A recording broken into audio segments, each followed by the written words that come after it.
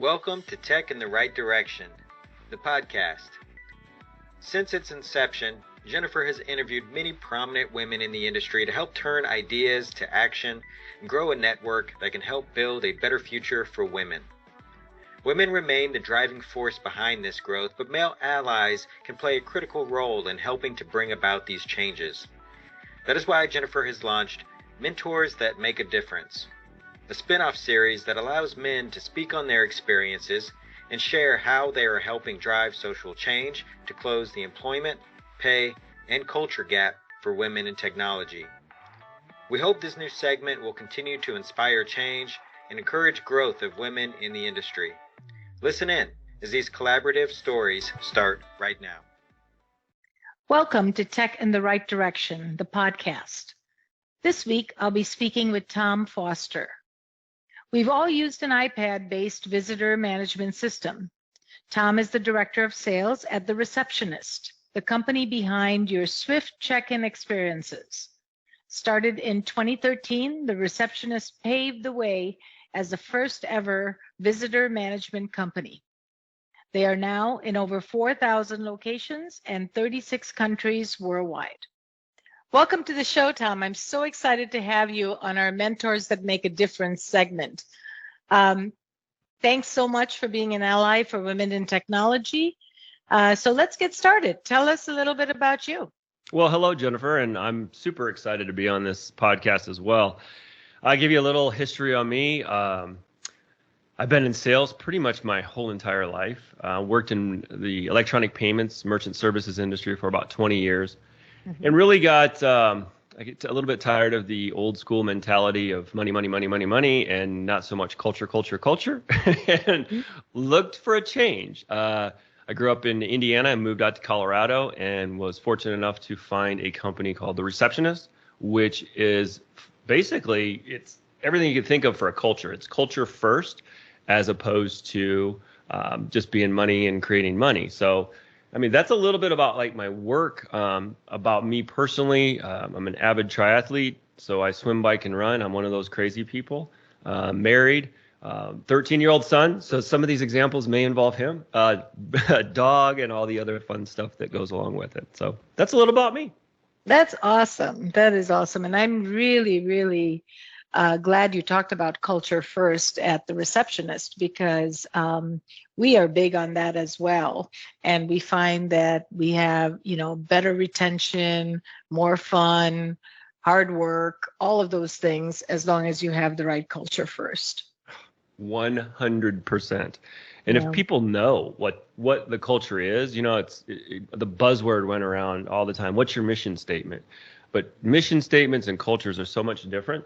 Very different. Yeah. To be with a company that actually, it's on my wall. I'm in my studio here at the office, and our culture is called Fabric. So fun, authentic, bold, respectful, innovative, and collaborative. So by having those, I do too. Having those to go with is like pretty amazing, because that's how a lot of our decisions are actually made. Yeah, we just hired a person that came from a very, very poor culture, and culture was his number one criteria in making a change. And it's interesting, you can describe culture, but until you get in there and you feel it, it's not the same. And so he took everything we said because it sounded right and it sounded good. And then his first week at the job, he was like, oh my gosh, this is so amazing.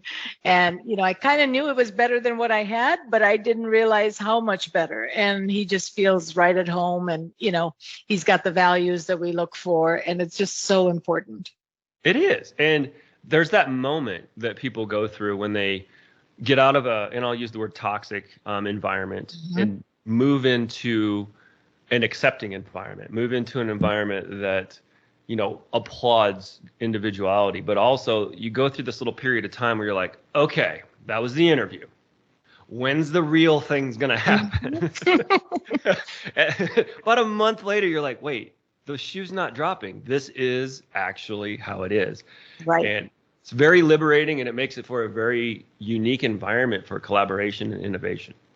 And it makes me proud to think, wow, we're not just talking the talk, we are walking the talk. So in our organization, people can come and after just a week, he can feel the difference, That's so beautiful. that's really good. We want to keep that going. Absolutely. All right. So as you know, I am very passionate about bringing more women into technology and bridging the employment pay and culture gap for women. What do you see from your lens today in the industry? Well, I'm seeing a lot of change. And I can talk about this in multiple facets. For one, just to get this word out of the way, the majority of my team is female. I have one enterprise account executive who is male. The rest of my team is female. It's been that way for a long time. I don't know if I'm an anomaly or what, but it seems like, and hopefully I'm not going to say something too bad, but women come to interviews and they're extremely prepared. They are ready. They ask intelligent questions, and it's almost as if sometimes other individuals are like, yeah, I kind of already got the job without even trying. So I'm seeing some more structure across the board regarding removing some of those pay gaps that have been traditionally found in some instances. I know personally here we pay for the job, not as much as like what sex you are. And having a range that is completely stuck by, I think will help to bridge that gap, because I think it's a big deal. We personally are moving from, a traditional type of company to a progressive type of company, being an infinite mindset. I don't know if you're familiar with Simon Sinek. I'm pretty sure everybody is. Yep. But we are trying to run our business as an infinite company. And an infinite company doesn't basically say, okay, you're this type of an individual, this is what you have to do. It's, hey, let's figure out how we can help each other move, and from my instance, it used to be maternity leave, and we've changed it to parental leave because men and women both get to have those time off. So I think there's a change coming. Some of the traditional companies, it's going to take a lot. It's pulling teeth. And it's really the difference between having a mindset of, shareholder supremacy versus employee, and building for the employee and for the customer. I think that's one of the big things that I see when it comes to bridging that. But really, go for it. If you're a female and you want to get into it, just do it. Like, apply. You're gonna find somebody who's gonna be there for you.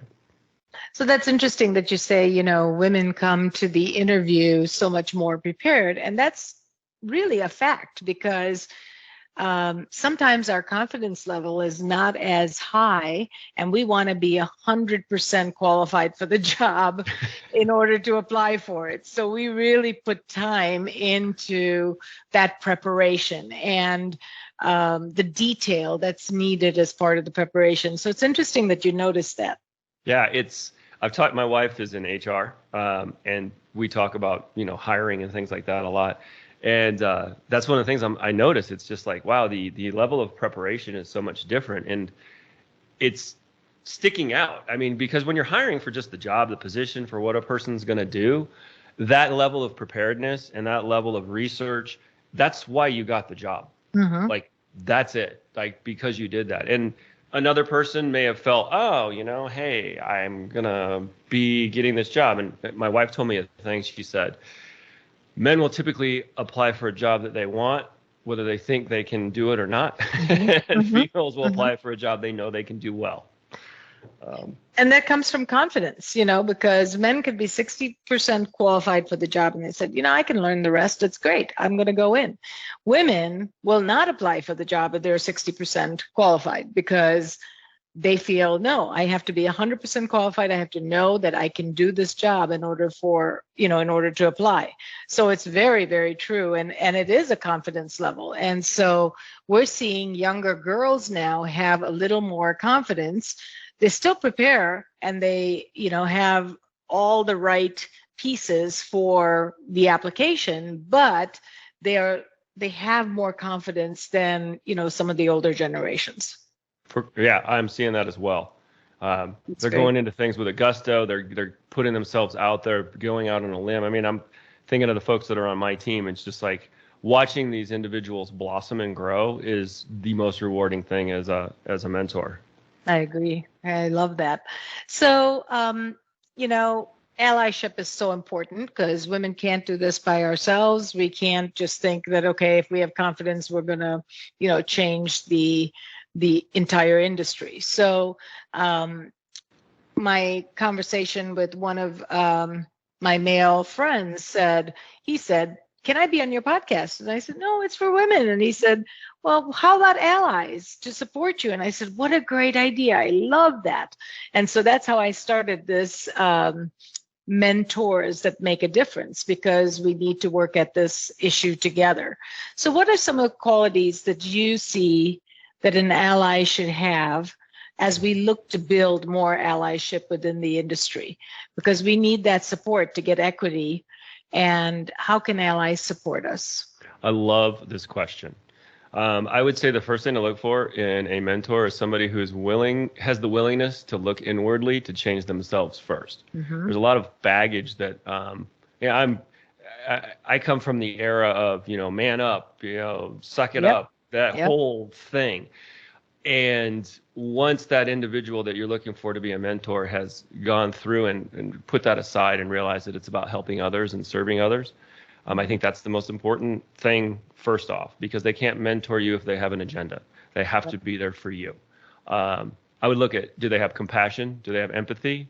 And if you ask anybody, do you have empathy? They're like, sure. You have to ask their team. Mm-hmm. Do some more research on people. But someone who doesn't have to know all the answers, someone who asks questions. I feel an ally should ask more questions than giving answers, because if you ask questions, that empowers those individuals to grow. If you just tell them what to do, they're stuck in the same cycle that they were in before. Mm-hmm. Yeah, I completely agree. And I love that you mentioned compassion, empathy, asking questions, more listening skills. And check your ego at the door, right? Amen.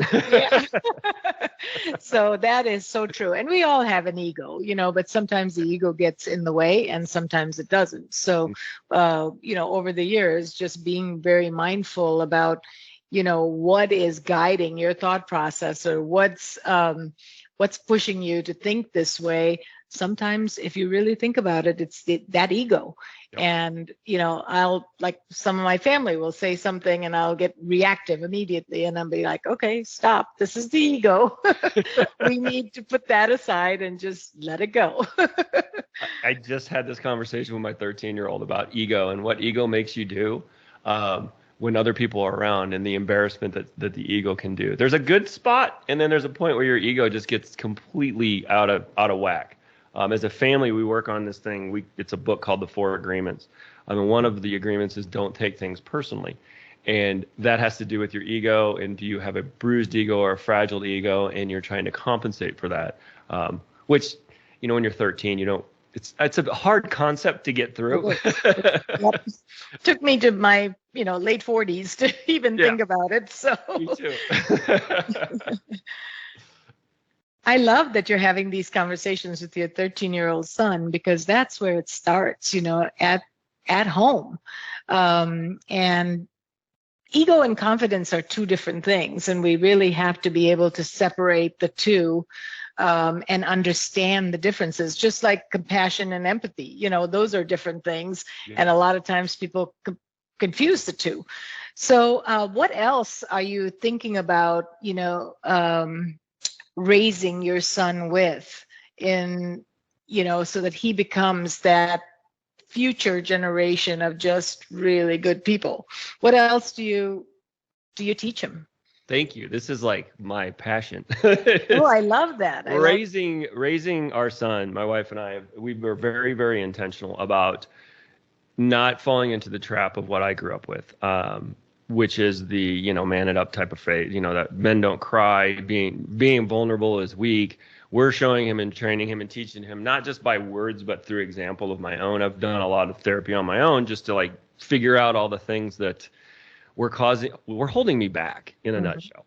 Mm-hmm. And we're teaching him that it's okay to have feelings. It's okay to state what your needs are. It's okay to say no to somebody when you see, your best friend saying something rude to another individual. You need to stand up for it. And I got to tell you, Jennifer, I have one of the best experiences of my life 2 weeks ago at this Saturday swim meet is that, my son Marshall, he was in a relay, and one of his friends felt very bad about doing the butterfly. So I don't know if you swim, but the fly stroke is like the hardest thing you can do. It's ridiculous. Like Michael Phelps is the man.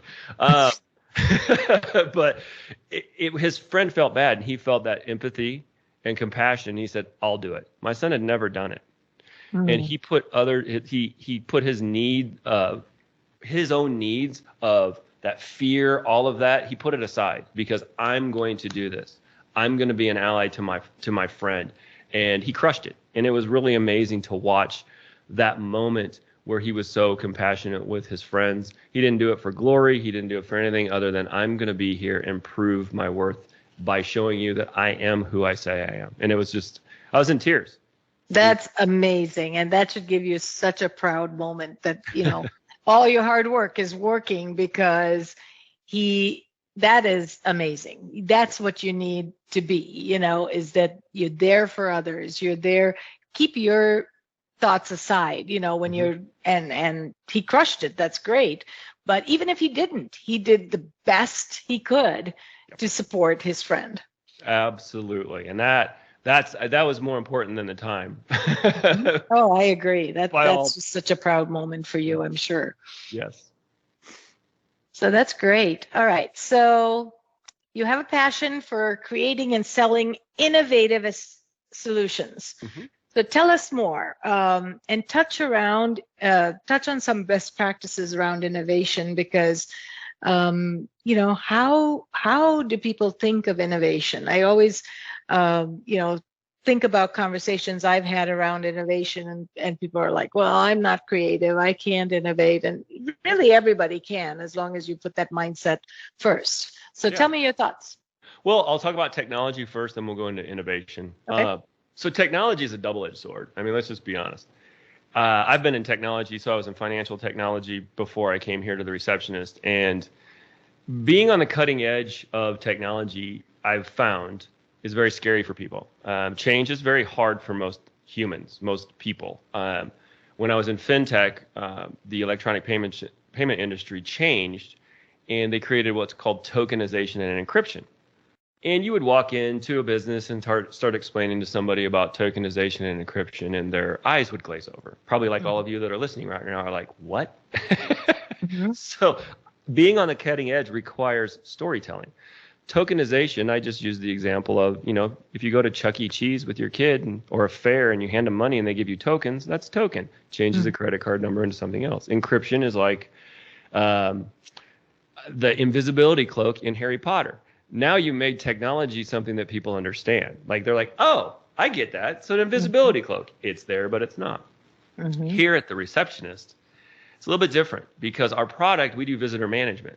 So when we'll post something on social media or what have you, we'll sometimes get the negative response of, well, you're just trying to replace human beings. Like, but no, we're not. Right. So how do you make that a positive? So what we've done is we've really been very intentional about explaining that humans do things that machines can't. Like, and I do demos a lot, so I'll use these funny stories. I'll say, no matter how good our product is, no matter how new your iPad is, it can't look at you before your big interview and say, hey, there's some salad in your teeth. That's something that a human can do. So you got to make it relatable. Did you know that there is an increase in the number of women leaving the tech industry? As a woman-owned business, Directions Training has made it our mission and passion to change this statistic. That's why Jennifer created this podcast. We showcase insight from everyday women for everyday women in the tech industry. Do you know other people that would benefit from tuning in? Share the link and help us drive the advancement of women in the tech industry. Do you have a journey or know of someone that our listeners would benefit from hearing about? Reach out to us at directionstraining.com/podcast. Don't forget to follow us on LinkedIn, Facebook, and wherever you find your podcasts. Now, back to the show. I love that. Yeah, make it relatable to their own story. So, and realize that you're going to be met with challenges, and challenges aren't necessarily bad. Challenges are what makes you stronger. I tell my son this all the time, is that a crab doesn't grow bigger until it struggles out of its shell and grows a new one. Like that's what you've got to do to grow and to be big. So now to innovate, I think innovation is everyone's responsibility in the company. Mm-hmm. It's not the development team. It's not the marketing team. I mean, there's always going to be somebody that is looking at your industry from the outside, and they're going to blow you away. You know, we all know the story of Kodak. Kodak was the biggest film manufacturing company ever. And they're like, digital cameras? Nope. Well, where's Kodak? Yeah, You know? change. You know, you look at the cab company. Why didn't they create Uber or Lyft? You know, I mean, looking at this innovation is that the thing that doesn't get asked enough is why.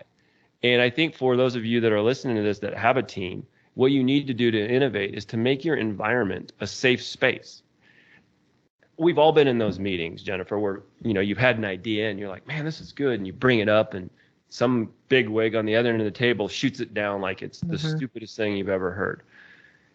It's crushing. Let's just face it. And if you're a female doing it, it's a male that says that, that's even more crushing. It's just furthering that stereotype. So as a manager, as a leader, as a director, whatever your position is, you need to make your environment safe. If your environment's safe, then innovative ideas will come from your trusting team. If your team trusts you, they're going to throw those out here. And you got to do it, I'll say by example, is that don't be afraid to fail and don't be afraid to be bold and come up with those ideas. And if one person doesn't like that idea, but you truly believe in it, figure out and ask the questions. What was it about that idea that you found so off-putting? Or what was it about that idea? And I won't bet money, but I would say the majority of the time, it's that individual's own personal fear that is coming into play. Like, why didn't I think about that? I'm a manager. I'm supposed to have all the answers. Yeah. Do you, I mean, you interview people all the time. That's a very common thing that people are dealing with. It is. It's your own unconscious biases sometimes that, you know, are forcing you not to be open-minded. Yeah. It is. So I love that. And, you know, we really foster that inclusion and inclusive meetings and collaboration a lot. And I think women do that quite a bit. Yeah. And I always say there's no bad ideas. Bring all the ideas to the table. Let's talk about them. And sometimes people will come up with something that probably doesn't even make sense, but we still embrace those because that leads to that next idea. You know, sometimes one idea is not fully baked yet and you're just brainstorming and you're talking about it, and then suddenly it sparks into other things. Oh, yeah. Don't discount that pad of paper on your bedside stand. Yep. Because you may not be able to read it, but it will come to fruition. Absolutely. I mean, think about how many big ideas have come from that. And one more thing on innovation. This is something that I didn't put down, but I take things to my director of engineering, Delin, all the time, because the way his engineering mind works versus my sales mind versus you know, the marketing minds, he'll look at a situation and it will just have this like, wow. And I'll have those aha moments like, oh, yeah. I think too many companies compartmentalize so much that they don't realize that their biggest idea might not come from the source that they thought it was because it didn't traditionally fit that way. And I'm excited to see the future of business as it continues to evolve and grow, and allowing people to express themselves by having safe work environments where people aren't torn down and, you know, berated in a nutshell. No, I get right. into stories about that. No, right. I mean, that's so important, and that goes right there with culture, right? Yep. Where that is so important to have that inclusion because it fosters that safe environment and it fosters innovation. I love that. So great thoughts around innovation. So with innovation comes revenue, and you know, businesses thrive and grow based on innovation and the revenue that comes with it. What are some ways to build and execute on revenue strategies? You know, how do you think about it in your business, and how do you execute on those?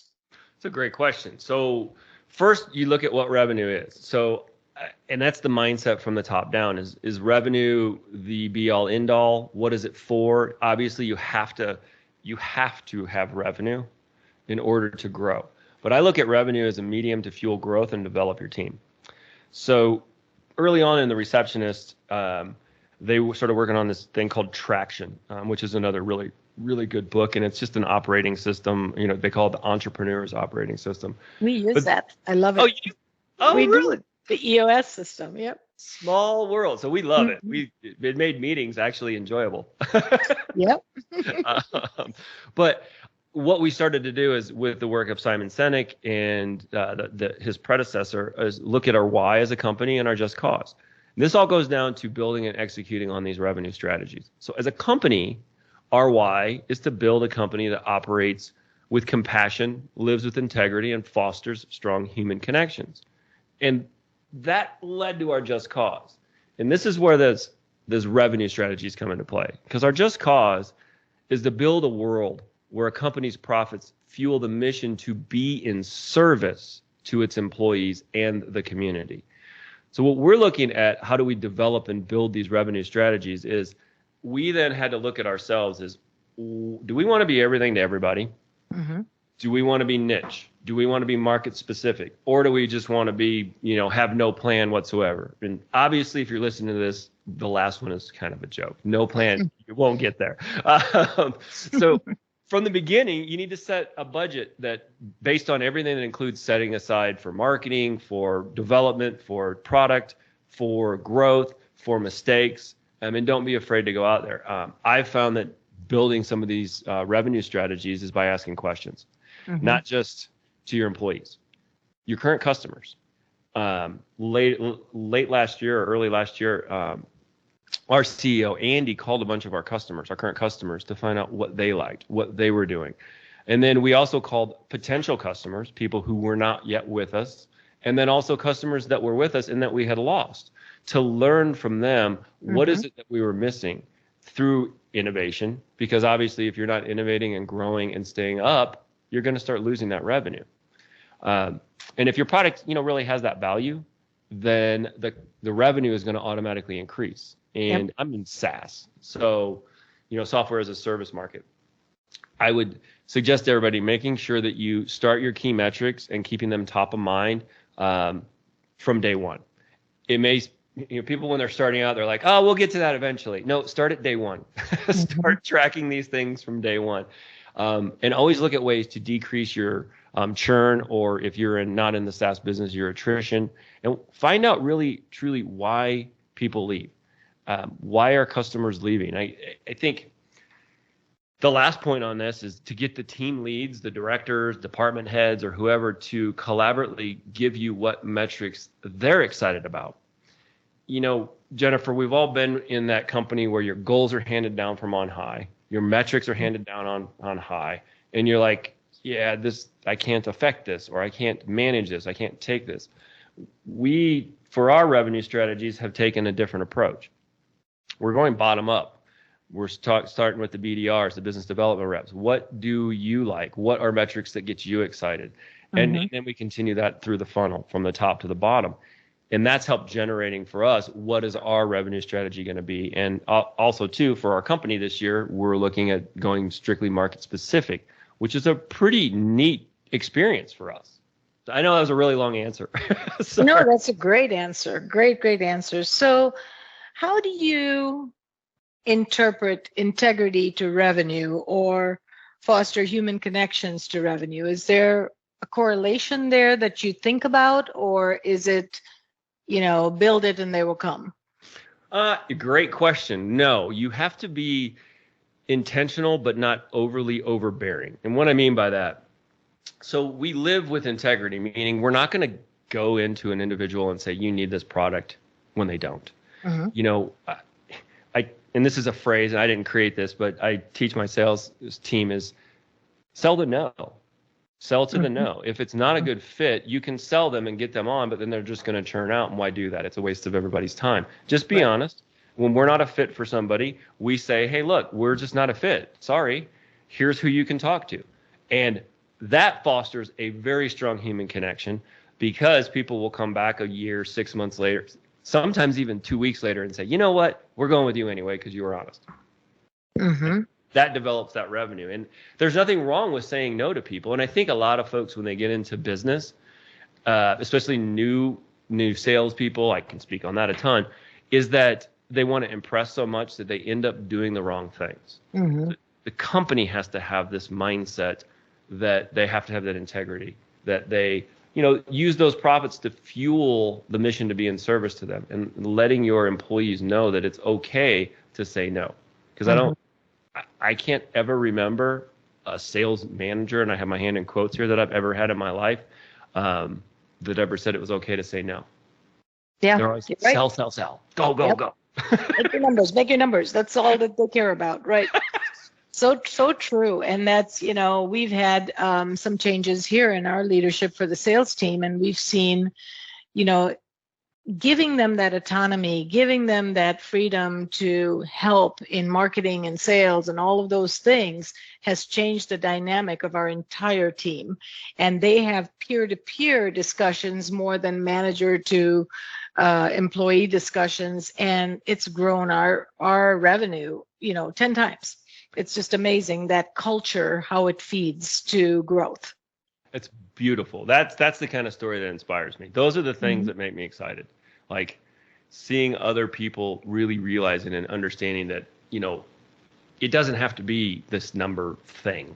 You can grow organically, you can grow efficiently if everybody is all rowing in the same direction, to use traction parlance. But if everybody is on this and feels safe, feels secure, and feels listened to, it really does make a difference. People, It works. yeah, they work so much harder because there's a cause they're working for and not just a paycheck. Yeah, absolutely agree. We come all the way full circle back to culture.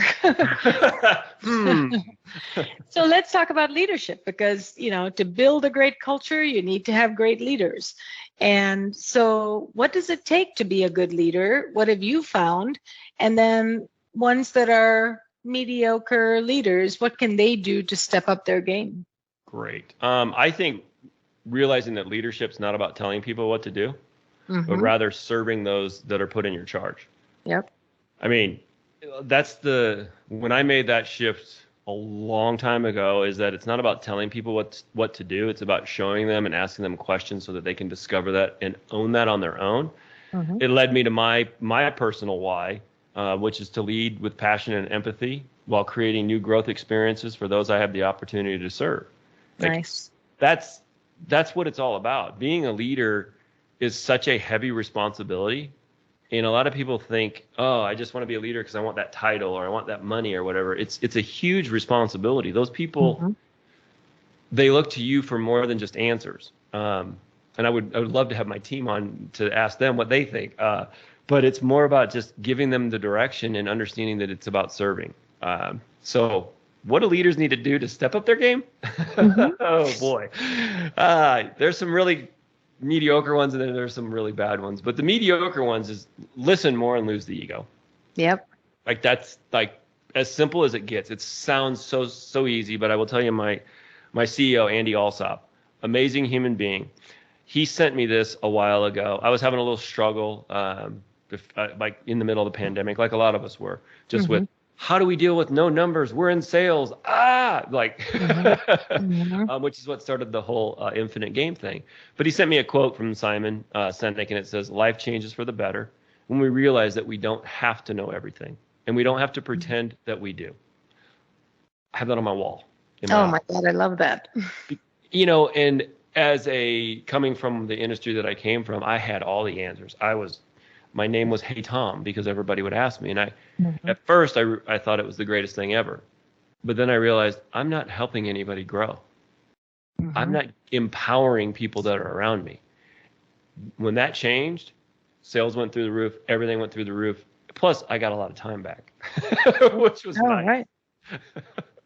Yeah, these are such great lessons for our listeners, for all of us. We learn from each other, so I learned from you.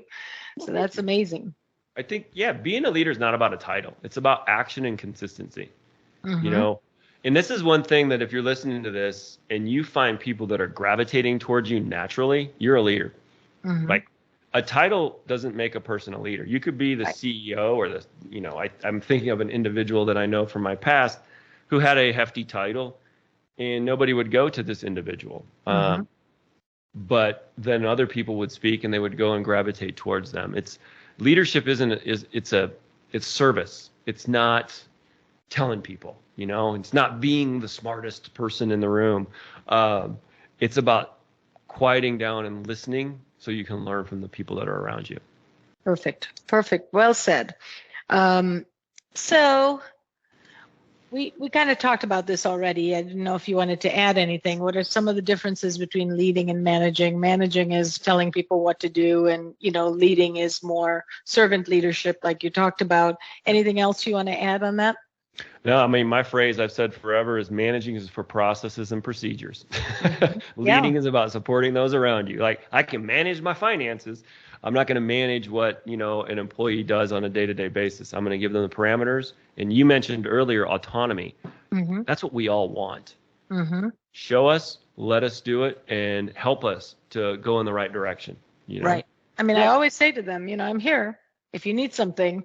But I'm not going to micromanage you. I'm not going to watch every minute of what you're doing.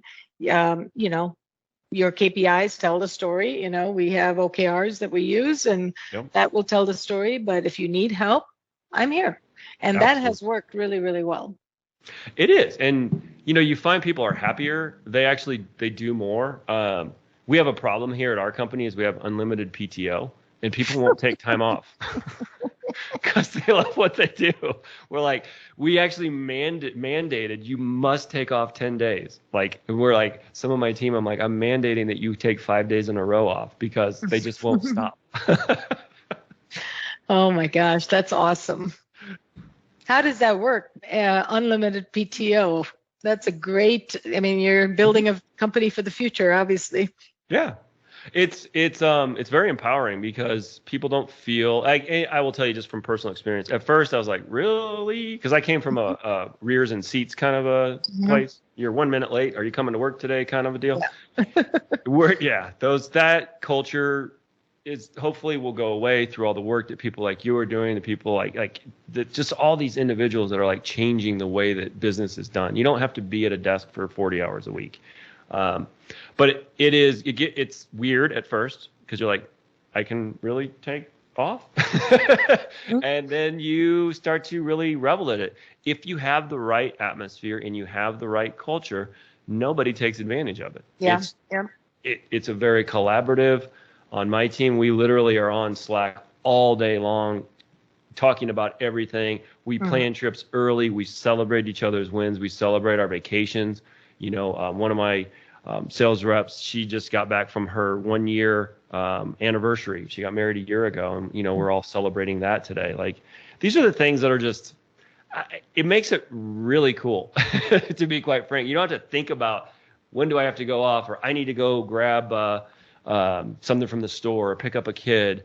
Those are all the things that give you the freedom to feel empowered. Yeah, and then you work harder whenever you can. You jump on the computer, you finish what you have to do, you meet your deadlines, all of those things. So absolutely.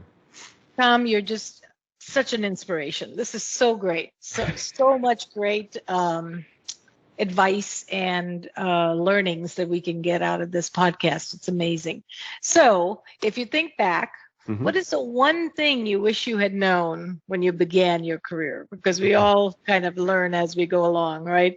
And if you knew that before you began, what would it be, and how would things be different? Wow. Okay. First, I love where I'm at, so I wouldn't really change a thing. But I would tell myself this: slow down. Don't go so fast. And what I mean by that is take the time to understand why you're doing the thing before just charging ahead at 150 miles an hour. I still go at about 110. Okay.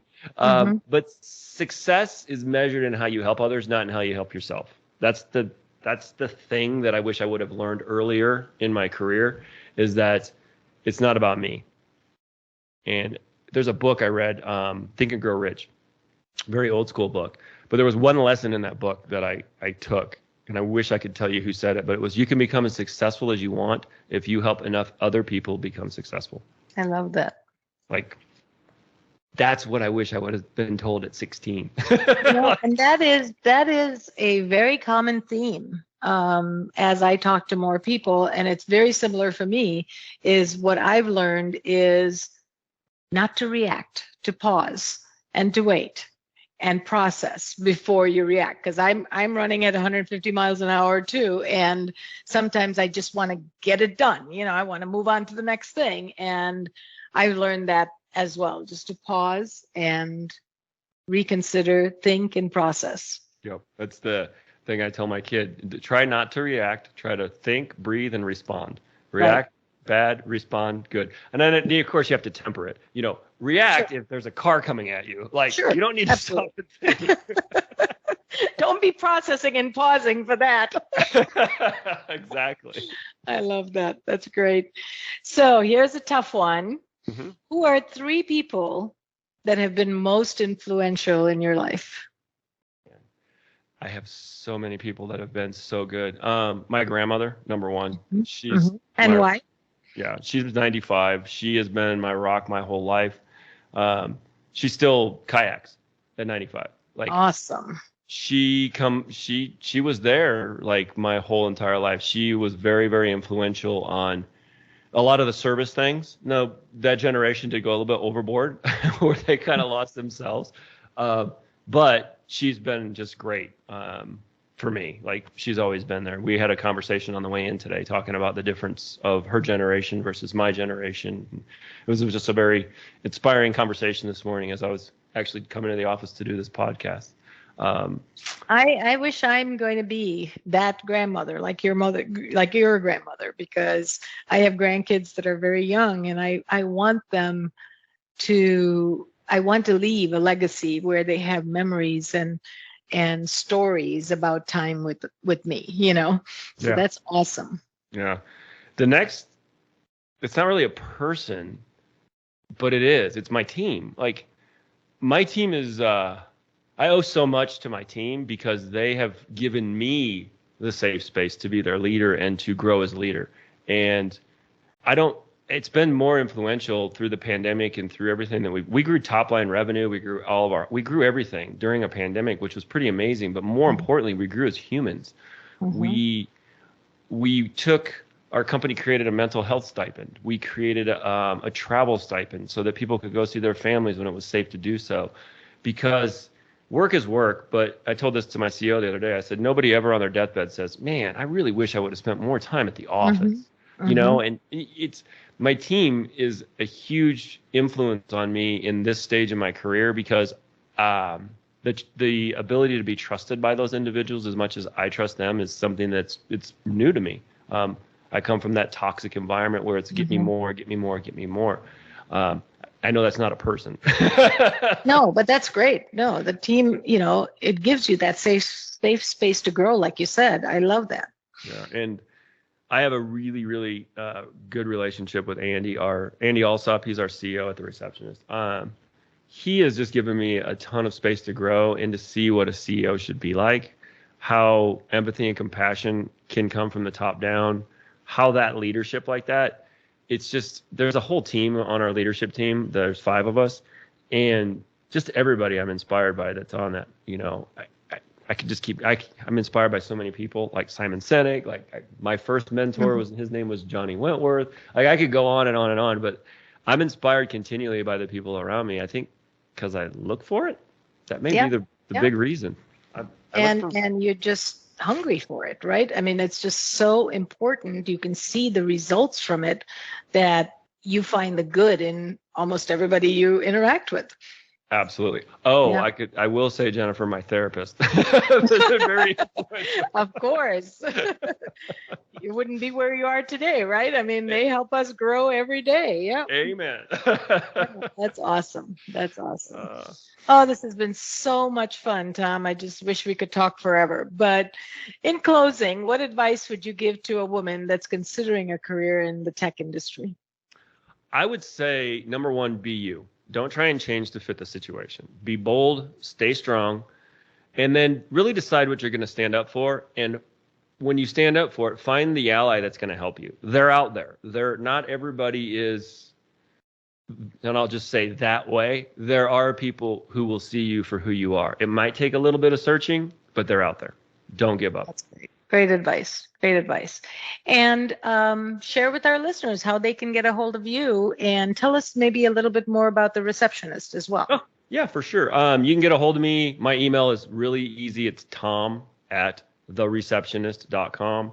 That's easy. Yeah. LinkedIn, I'm Thomas P. Foster. You'll see me. I have no hair, so it's pretty easy to. Instagram, Instagram is Tom P. Foster, and I don't tweet, but I have one. It's Tom P. Foster 1. But yeah, so the Receptionist, we're a visitor management company. So we help businesses of all size, from mental health facilities with one individual to companies that have 50,000 employees, manage their front office. So, and I shouldn't say front office. I should say their visitors, their guests, their employees, their vendors, their anybody that comes into a building. Like we grew a ton during COVID because you had to do, contact tracing. We are doing things like contactless check-in. So, there's just a ton of things that we do to help a business grow. But if you want to find out more, it's thereceptionist.com, and you can check it out. And we would love to help anybody out with whatever situation that they're in. Yeah, I definitely want to look you up. Maybe you can help us. Cool. Great. No, that sounds great. So, Tom, it was a pleasure and an honor to have you. Thank you so much for being on the show, and look forward to the next time. Thank you so much, Jennifer. I really appreciate it. This was an absolute blast. Thank you. Thank you for listening to Tech in the Right Direction. Please take a minute to subscribe or follow so that you never miss an episode. Also, don't forget to like, share, and comment. Thank you. See you next week. From IT skill enhancements to end-user adoption training, Directions Training is your resource to help optimize the effectiveness of your technology investments. Over 500,000 students have taken advantage of our wide selection of technology and business training solutions, covering the most popular applications today, such as Microsoft 365, Azure, Windows 10, and more. As a podcast listener, we invite you to take advantage of an exclusive offer. Receive 30 days of free access to our Microsoft official curriculum, on-demand courses for IT professionals or end users. Visit us at www.directionstraining.com/podcast to claim this offer today. Hurry, this offer is only available for a limited time. Success is a journey. Ask for directions.